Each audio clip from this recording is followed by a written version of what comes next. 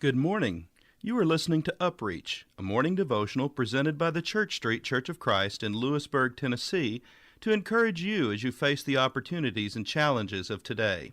Let's begin this day together with some inspiring thoughts from God's holy word.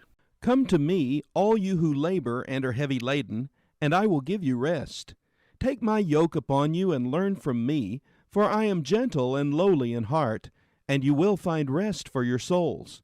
For my yoke is easy, and my burden is light. Matthew chapter 11, verses 28 through 30. In yesterday's program, I shared with you some reflections from an article I recently read of a painter who learned some valuable lessons from one of his painting jobs. This morning, I would like to continue sharing his thoughts on the completed job. Perhaps the greatest fault of our age is that we are in too big a hurry. A man who is a frequent visitor to America says that the first time he visited America, he thought that the main aim of Americans was money. The second time he thought that the main aim was power. And the third time he thought that the main aim was speed. And that third impression remains. And I am quite sure that that is not true only of America. Alan Walker tells of a man from the backwoods who comes for the first time to the city of Sydney in Australia. His first question is, why is everyone running?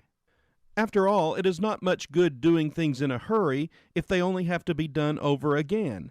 And the great question is, if you do save 2 minutes by rushing as fast as you can, what are you going to do with the 2 minutes you've saved? The prophet says, whoever believes will not act hastily. Isaiah chapter 28, verse 16.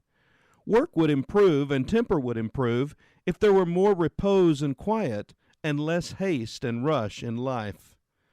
Third, I learned from my painting that you cannot leave a job half done. If you leave it half done and then begin again, the joint is quite easy to see. If you begin a job, you must finish it. One of the sorriest things in life is the number of things which we begin and never finish. Life is littered with things half done. Most of us are much better starters than finishers. When we are young, we begin a collection of this or that or the next thing, and we are enthusiastic about it for a week or two, and then the thing is thrown into a closet or pushed away into a drawer and forgotten. That may be all right for a child, for a child has not yet learned to have any concentration. But it certainly will not do for a person who is supposed to be a mature man or a woman. But he who endures to the end shall be saved. Matthew chapter 24, verse 13. It is the man who sees things through who comes to happiness and to success in the end. What about you today? Do you find yourself hurrying and scurrying about, yet never seeming to be making any progress or going anywhere? Do you find yourself leaving well-intentioned plans and dreams unfinished?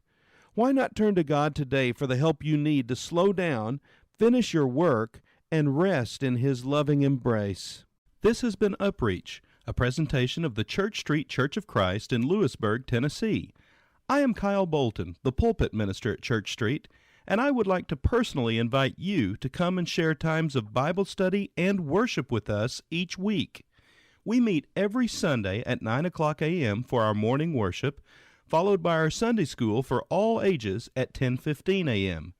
Then we meet again at 6 o'clock p.m. for our evening worship. We also have a midweek meeting for devotion and Bible study on Wednesdays at 6:30 p.m. I hope to see you there. Have a blessed day. Ascribe to the Lord, almighty ones. Ascribe to the Lord glory and strength. Ascribe to the Lord the glory to His name, and worship the Lord in the splendor, and worship the Lord in the splendor. Worship the Lord in the splendor of His holiness.